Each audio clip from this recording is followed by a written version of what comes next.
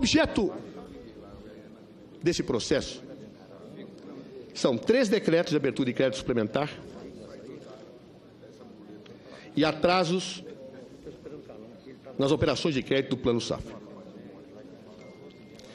Muito aqui tem se falado, da maquiagem, houve maquiagem nas contas. Por favor, sejamos corretos. A Câmara dos Deputados analisou essa questão da maquiagem.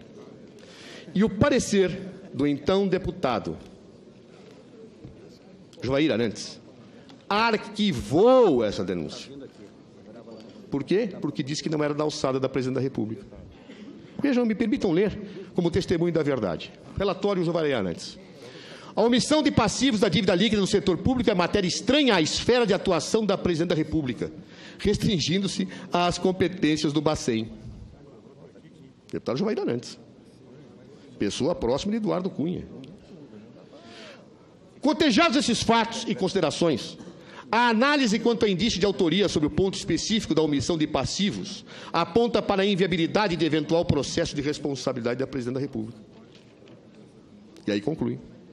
Assim, a análise efetuada neste parecer é pela inviabilidade de eventual processo de responsabilização direta da Presidente da República. Ou seja, a Câmara dos Deputados não autorizou o Senado a acusá-la disso. E o senador Anastasia trata dessa questão no seu relatório, indo além do seu objeto. E a acusação hoje se refere a isso, fazendo inclusive referências ao parecer do doutor Ivan Marques. De fato, o parecer tem 2 segmentos, senador Ferraz. Um segmento que fala das operações de crédito e outro que fala deste. Por que eu não peguei e não li as outras linhas do parecer que tratam disso? Porque não é o objeto. Mas poderia tê-las lido. E por que poderia? Porque é o próprio Ivan Marques quem salta uma nota dizendo: eu não investiguei a Presidenta da República nesse caso. Apenas estou falando de improbidade de inferiores a ela. E ainda não está claro quem é, diz ele. Esta é a nota, por favor, esta é a nota. É tão pobre a acusação de provas que tem que pegar aquelas que existem a nosso favor para distorcê-las. É só ler a nota de Ivan Marques. É só ler o relatório da Câmara. Quem tem que distorcer provas é porque não tem provas a seu favor. Essa é uma verdade da vida forense permanente. Pois bem, e qual é a acusação relativa aos decretos? Senhores, orçamentos são leis importantes que devem ser respeitadas, mas que são autorizações de gastos. Um orçamento, ele autoriza gastos. A Constituição autoriza expressamente a possibilidade de que leis autorizem decretos que façam suplementação de crédito. Em princípio é proibido, mas a Constituição autoriza.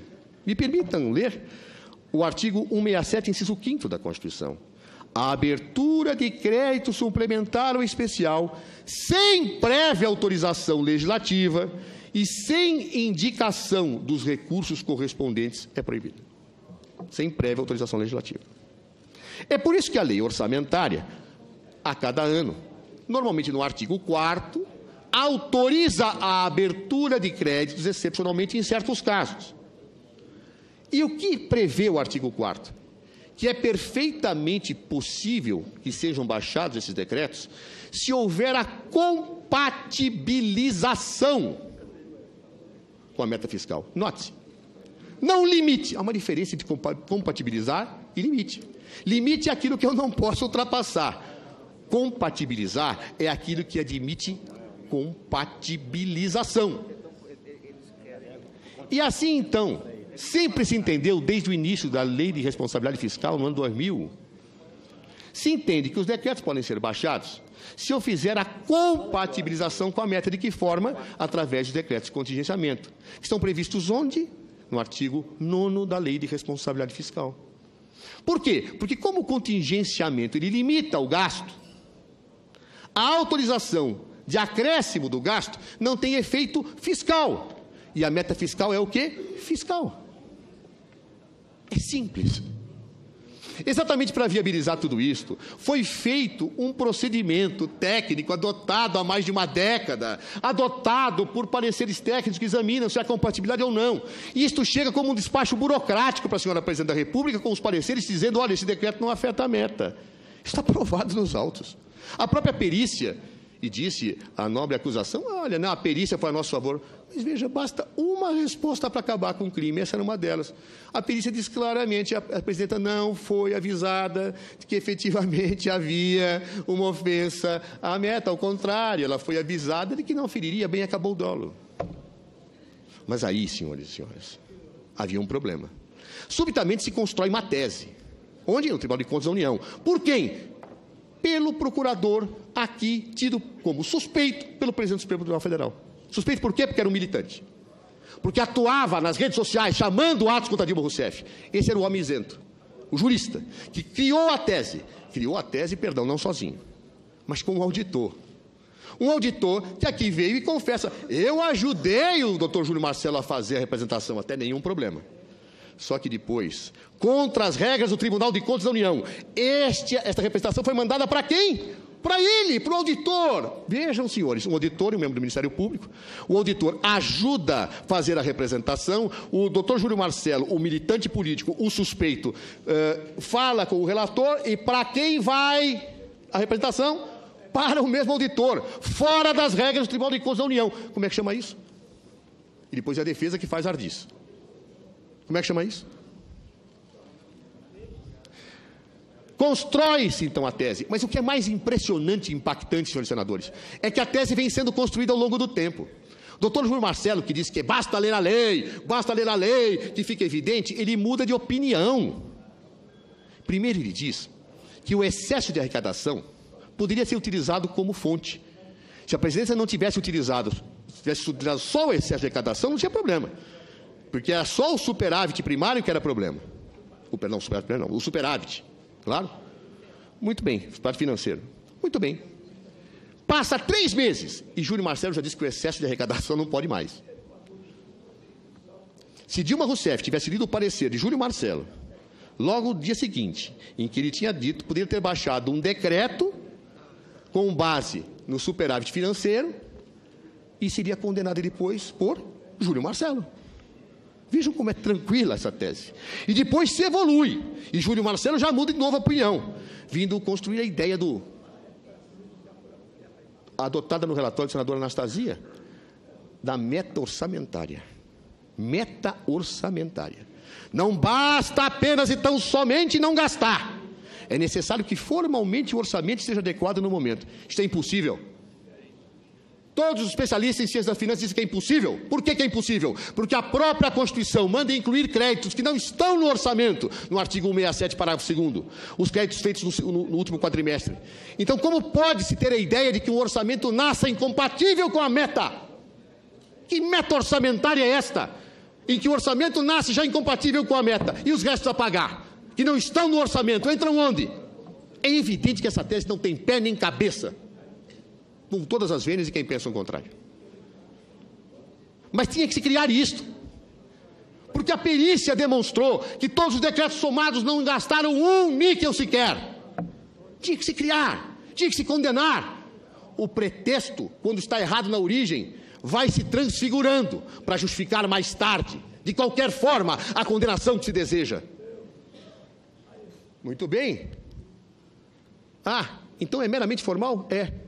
Nós vamos afastar uma presidente da República por uma tese que não existia, de que há uma ofensa formal ao orçamento. É isso que estão ouvindo? É isto. Uma tese construída a posteriori, por um procurador suspeito e por um auditor mais suspeito ainda com a devida vênia. De uma meta que foi construída no mundo das ideias, e que não implicou em gasto nenhum. Que desequilíbrio isso trouxe para o país, para afastarmos uma presidente da República? É pretexto. Mas é doloso, hein? É doloso, hein? Ela queria descumprir mesmo com a Constituição. Meu Deus! Os pareceres que estavam colocados diziam que ela não feriria a meta. E aí, o relatório Anastasia dá a solução. Não.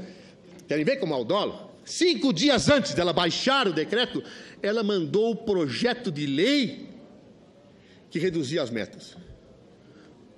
Olha, meu Deus, se o parecer que ela tinha dizia que não feria a meta, que diabo implica em que ela reconheça qualquer coisa do decreto, mandando o projeto de lei, se sabia que as metas estavam desrespeitadas? Qual é o nexo lógico? Nenhum. Ela mandou o projeto de lei porque as receitas estavam caindo e ela sabia que a meta não poderia ser atingida, como, aliás, sempre recomendou o Tribunal da Contas da União, como fez Fernando Henrique Cardoso, mas por medida provisória, porque na época podia. Depois fez Lula em 2009. Ela mandou um projeto de lei que não tinha nada a ver com o decreto, porque pela visão dominante, pelos pareceres que ela recebeu, não tinha nada a ver com a meta. Como o envio do projeto mostra o dolo da Presidente da República? Ah, porque ela sabia que a meta não ia ser atingida. Mas os pareceres diziam que os decretos não atingiriam. A concepção dominante dizia que não atingiria. Como se extrai uma conclusão desta? Nem na Santa Inquisição, faria o Alguidal. Porque na Santa Inquisição ficavam procurando trejeitos de bruxos e de feiticeiros para condenar. Está claro que tentavam criar uns novos. Mas, nesse caso, pelo menos os inquisidores tomavam o cuidado de associar A com B. Desta premissa, temos a outra e depois temos a conclusão. Aqui nem isso. O dolo da Presidente da República está aprovado pelo projeto de lei que ela mandou 5 dias antes de baixar os decretos. O projeto de lei propunha a redução da meta.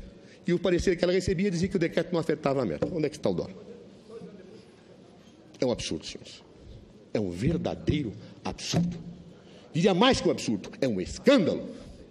Um escândalo que o mundo inteiro observa. Um escândalo que levou o jornal The Guardian, falar onde que falou, o Le Monde baixar, o editorial que baixou, dizendo que isto é golpe ou é farsa. O mundo inteiro percebe isso. Basta olhar esses fatos e esses argumentos. Mas não bastasse tudo isso. A meta não foi ferida. Sabem por quê, senhores? Porque a meta é anual. E ontem, eu vi agora há pouco, a própria acusação falando que a meta é anual. Anual tem só um sentido. É anual. Não tem outro. Por mais que eu me esforce, eu não consigo ver outro sentido para a palavra anual que não seja anual. Meta anual é o quê? Meta que se chega quando? No final do ano. Já me esforcei para entender como não é. Mas é a única compreensão que este modesto advogado tem. Mas a lei fala que tem que ter relatórios de acompanhamento. Relatórios do quê? Acompanhamento. Acompanhar é o quê? É acompanhar. Não tem outro sentido. E por que se acompanha? Para ver se a meta será atingida. Porque se não for, você tem duas alternativas. Ou você baixa contingenciamento, ou explica para o Congresso Nacional que a receita caiu e eu tenho que mudar a meta. É isso. Então, sim, basta ler a lei. É claríssimo. É claro. É irretorquível. Mas não. Aí criou-se a ideia que a meta anual tem que ser vista a cada 2 meses. Como? Meta anual vista a cada 2 meses? Quem bolou isso? O doutor Júlio Marcelo e o nosso auditor. A meta anual tem que ser vista a cada 2 meses, hein? Ah, é? É. É o mesmo, senador Aécio Neves, que eu dissesse o seguinte: eu tenho compromisso de, até o final do ano, emagrecer 12 quilos. E a cada 2 meses, eu vou verificar quantos quilos eu emagreci. E após 6 meses, eu percebi que eu emagreci 4. Eu descumpri a meta? Não, porque era anual. Eu vou ter que comer menos nos outros 6 meses. Ou então, se eu perceber que tenho algum problema de saúde e eu não vou atingir os 12 meses, eu vou no médico e falo: doutor, me permita alterar. Eu vou morrer. O médico falou que eu não posso. Nesse caso, quem era o médico? O Congresso Nacional. Quando se percebeu que não podia se atingir a meta, que a receita havia caído, o que se fez? Mandou-se um projeto. Por quê? Porque se contingenciasse mais, como disse o presidente da República, a gente quebrava o governo. Parava tudo. Programas sociais, ministérios, Polícia Federal, tudo. Será que é isso que queriam? A verdade é que meta anual é anual. Acompanhamento é acompanhamento. Fora isso, é pretexto. E mais, o projeto de lei foi mandado, os senhores senadores aprovaram. Não houve descumprimento de meta. Os decretos não gastaram, a meta não foi descumprida. E mesmo que tivesse acontecido, argumentando tanto, como a Presidente da República me lembrou ontem, haveria convalidação do período passado. A convalidação, senhores, por favor, está na legislação federal que trata dos procedimentos administrativos. Não há um autor hoje que não fale que exista convalidação, e o professor Anastasia é mais sapiente em direito administrativo do que eu. Todos reconhecem a convalidação, e não fossem os autores, a lei reconhece. De onde se tira isso? Alguém pode ter alguma dúvida que isso é um pretexto? Mas vamos à segunda acusação. Vamos à segunda acusação. Vamos à segunda acusação. Vamos à acusação das operações de crédito. Nunca, em tempo algum, na história do direito brasileiro, desde a entrada em vigor da Lei de Responsabilidade Fiscal, algum jurista ou rábula disse que era operação de crédito a figura da subvenção. Por quê? Porque operação de crédito é algo que ocorre com um contrato. Sabe o que é um contrato? Algo que exige um acordo de vontades.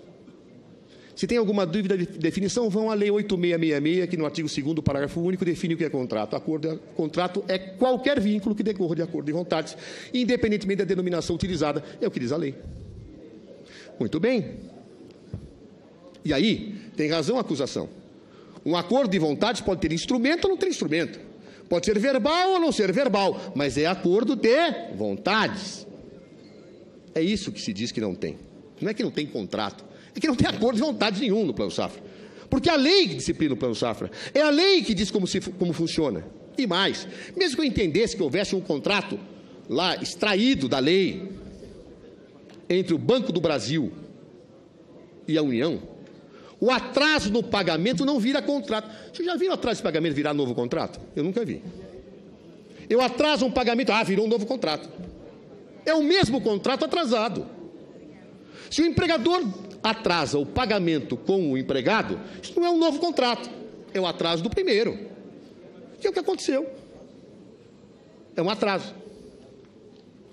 Criou-se que esse atraso de pagamento é uma operação de crédito. Sabe por quê? Quem criou? Dr. Júlio Marcelo, nosso amigo auditor, para dizerem que isto é vedado pela lei de responsabilidade fiscal. Para proibirem isto, não para o futuro, mas para o passado. Para o passado, aliás, presidente Renan, as duas acusações contra a presidenta são voltadas pelo passado. E a doutora Janaína disse há pouco, não, o Tribunal de Contas nunca apreciou isto. Por quê? Porque foi dito aqui pelo doutor Nelson Machado, que nas contas, Nelson Barbosa, perdão, que nas contas de 2009 havia uma tabela que analisava os créditos. E a doutora Janaína há pouco disse, não, eram créditos de abertura de contingenciamento. Eu falei, será que eu li errado? E fui pegar, está aqui. Está aqui, senhores.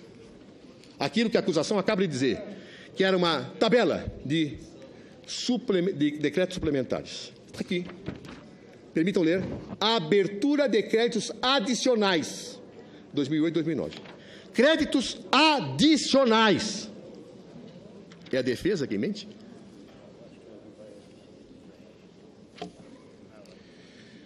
Ou seja, o Tribunal de Contas analisou em 2009, e todos os anos ele faz isso, com uma mesma tabela de créditos adicionais. Ele bota essa tabela para quê? Para enfeitar a página? Para que seja uma decoração, senador Viana? Não. É porque isso foi analisado. E se foi analisado e não viu irregularidade, é porque aprovou. E se aprovou é por quê? Porque estava certo, a seu ver. Se em 2015 entendeu que não estava mais certo, o que aconteceu? Mudança de opinião. Há alguma dúvida nisso? Não. Mas não se pode dizer que ele mudou de opinião. Porque aí, mostrar-se a retroatividade é a prova do arbítrio. Ou seja, mudou-se de opinião por obra do procurador suspeito, do auditor. E aí, ao se mudar de opinião, se quer atacar o passado, quando nunca ninguém disse isso, nunca ninguém escreveu isso, nenhum técnico da administração disse isso, nada.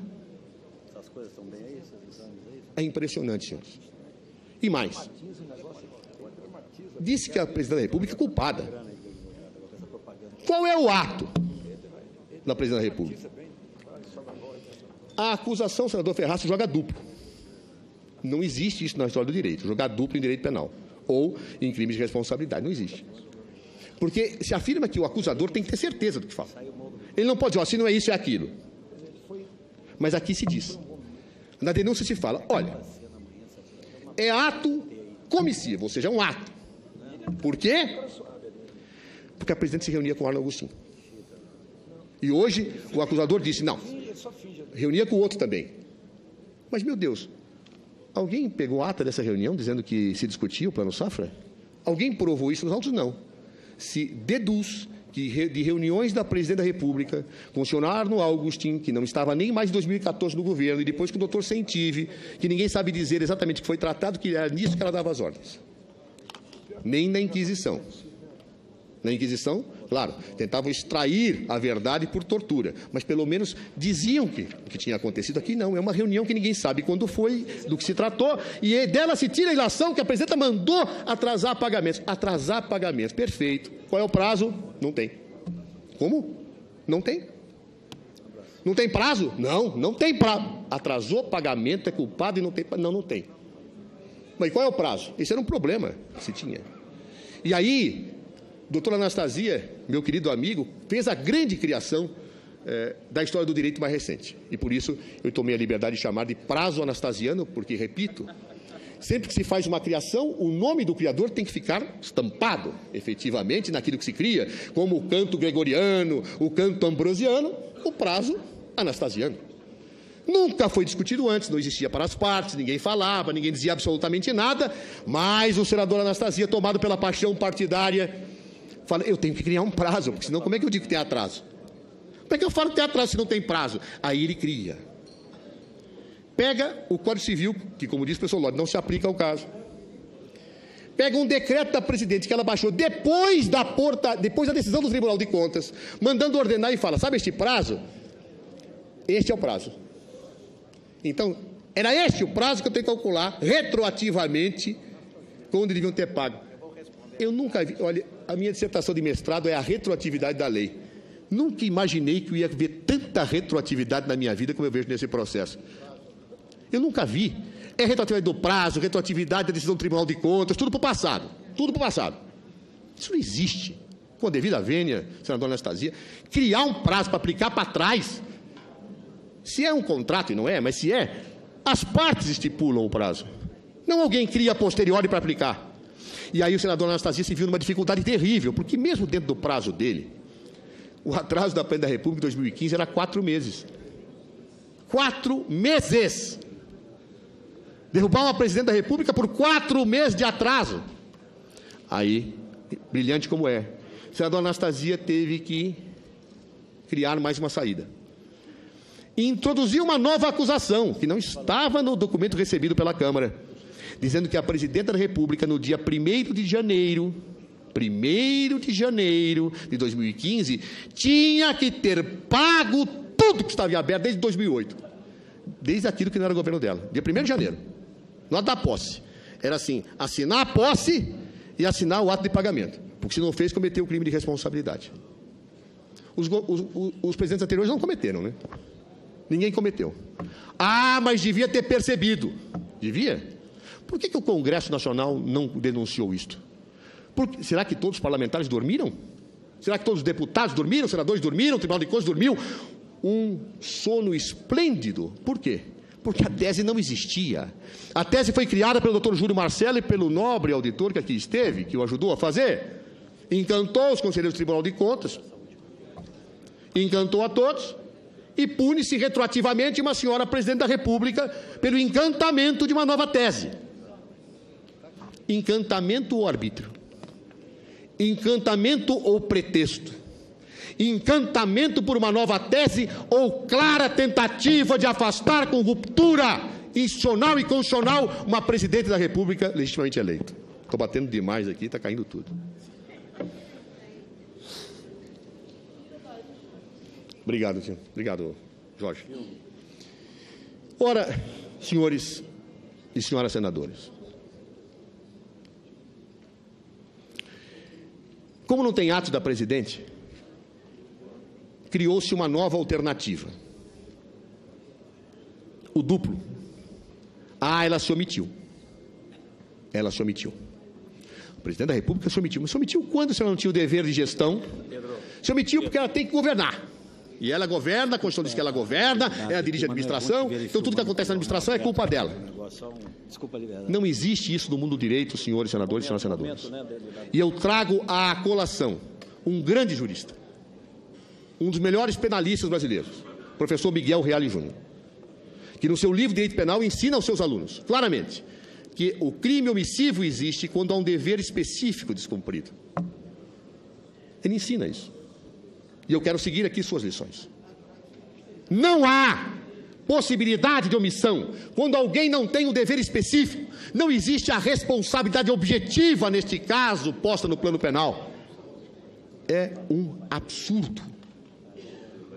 E, como disse outra vez a tribuna deste Senado, cuidado, senhores, que foram governadores, que foram prefeitos, que serão governadores, porque daqui para frente, ao abrir-se a porta para esta tese, qualquer ordenadorzinho de despesa, e não estou desmerecendo, apenas para dar simbologia hierárquica, qualquer ordenador de despesa em plano inferior, ao praticar qualquer ato numa licitação, senador Cristóvão, levará a imputação maior para a perda do cargo e do mandato de uma pessoa legitimamente eleita. O que é isto? É o que se quer para o nosso país?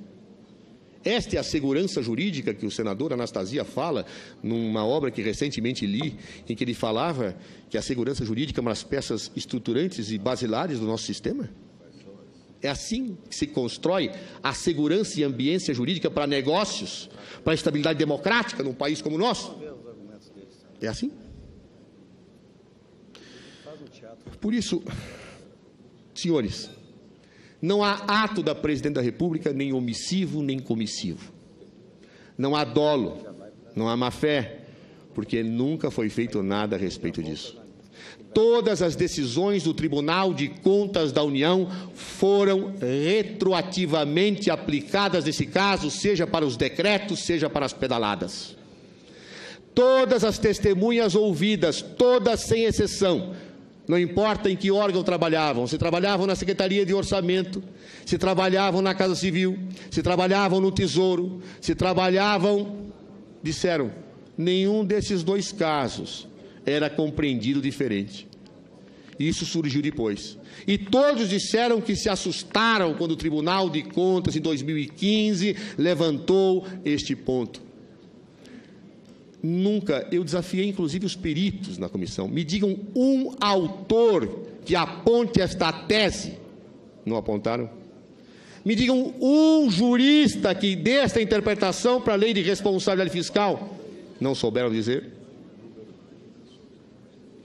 Essa tese, ela é construída dentro do Tribunal de Contas da União, pelo procurador suspeito, pelo auditor que o ajudou, referendada, e tem contra si a opinião de todos, dos maiores especialistas do país, dos maiores juristas do país, de todos os técnicos de administração, de todos. Obrigado, a gente combina mais perto. Obrigado. E é com base nela, senador Renan, que se quer condenar uma Presidente da República legitimamente eleita.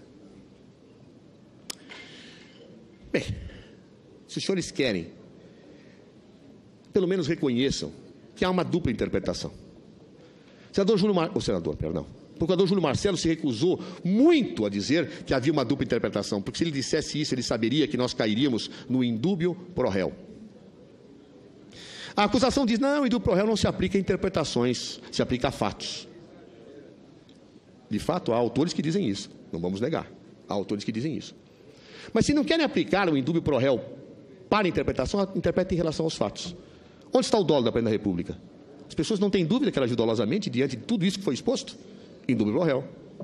As pessoas não têm dúvida em relação aos atos dela? Indúbio pro réu. Aplica o indúbio pro réu para os fatos e ela estará absolvida. O indúbio pro societate, ou seja, o indúbio para a sociedade, era na pronúncia. Agora, é na dúvida pro réu. E quem não fizer isto, estará descumprindo um princípio de direito e humanitário que foi superado no final do século XVIII. Na Idade Média, na dúvida, se acusava e se condenava. Depois, já no século XIX, não, se absolvia. Mas mesmo a dificuldade de se aplicar o indúbio pro réu para interpretações me parece um verdadeiro absurdo. Talvez seja garantista demais, democrata demais, respeitador do Estado de Direito demais. Porque se há dúvida quanto ao direito aplicável, eu puno. Mormente quando a posição condenatória é dada por um órgão e todos os demais juristas dizem o oposto, eu puno. É correto. É correto, diante de uma situação em que as pessoas disputam juridicamente algo, eu condenar alguém por uma tese que nunca foi defendida antes? Senhores, são clamorosamente improcedentes as acusações. São pretextos. Pretextos semelhantes àqueles que levaram Dilma, Havana Rousseff a ser condenada nas auditorias militares. Passado algum tempo, ninguém lembrará mais deles, porque são insustentáveis. Talvez o próprio Tribunal de Contas, diante da situação absurda que está gerando com as interpretações, tenha que mudar, tenha que flexibilizar, porque se ele não flexibilizar, ele mata todos os governos que seguirem. E aí, então, a história documentará algo perverso. Uma presidente da República sendo condenada por uma tese episódica, criada para ela, em razão dela, e para condená-la. É isso que queremos no Brasil? E por que são tão improcedentes as acusações? Por quê? Pelo desvio de poder. Voltamos ao início da nossa história. O desvio de poder foi construído a partir da decisão de Eduardo Cunha abrindo esse processo. Precisavam se encontrar pretextos, dialogaram com a oposição, pegaram a primeira coisa que tinha em 2015 e enfiaram. Tanto enfiaram sem estudo, que 3 decretos não geravam despesa e foram obrigados a reconhecer isso. Foram obrigados a reconhecer que 3 decretos não estavam adequados. Não tinham estudado nada, pegaram pretextos, enfiaram numa denúncia para ter justificativa da abertura de um processo em que estavam somados juntos os insatisfeitos com 2014 e os que queriam o fim da Operação Lava Jato. E aí, a tese teve que ser remodelada, porque a cada dia tinha dificuldades. Primeiro, dizia o doutor Júlio Marcela, o excesso de arrecadação podia baixar, depois não podia, depois a meta orçamentária. Prazo não tinha, vamos criar um prazo, vamos criar situações. Tudo isso foi sendo montado na perspectiva condenatória da forma mais perversa e hedionda que se pode imaginar. O desvio de poder fica patente. E aí, senhor presidente, eu marcho já para a conclusão, dizendo o seguinte: é correto, é justo uma punição neste caso? Alguém dirá, e eu tenho lido isso nos jornais, olha, a gente sabe que não é bem esses 2 fatos, é o conjunto da obra. Como disse a senhora presidente da República, conjunto da obra se aprecia nas eleições. Conjunto da obra é o povo que decide, porque a vontade popular é soberana. E os senhores querem que se julgue o conjunto da obra? Aceitem a proposta da senhora presidente da República de convocar plebiscito agora. É lá que se julga o conjunto da obra. Porque no presidencialismo não se condena alguém sem prova por fatos desses.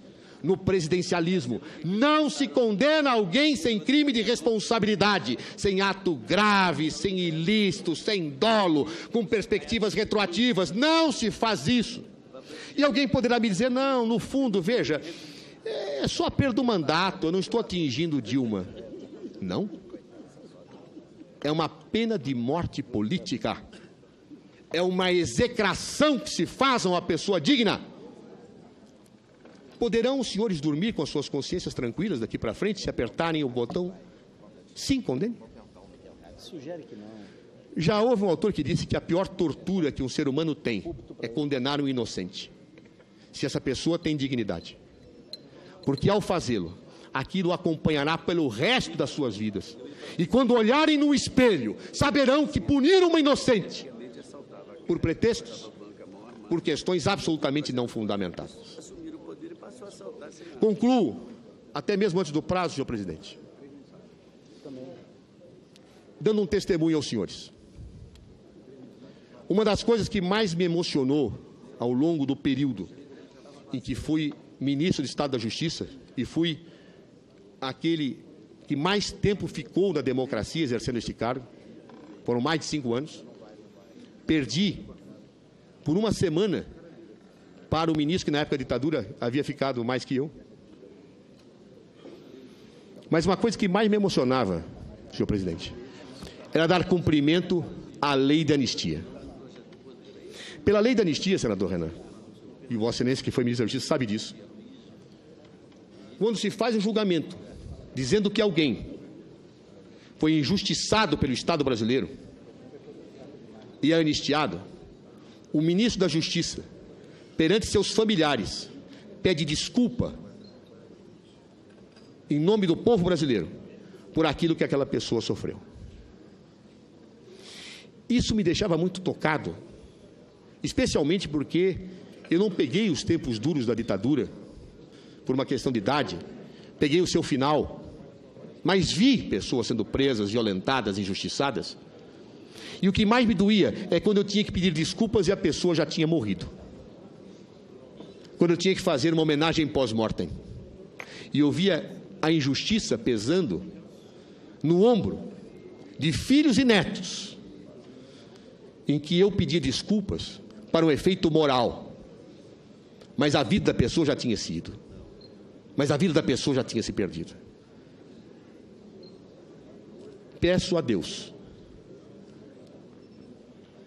que algum dia, se Dilma Rousseff for condenada, um novo ministro da Justiça tenha a dignidade de pedir desculpas a ela. Se ela estiver viva, se faça de corpo presente.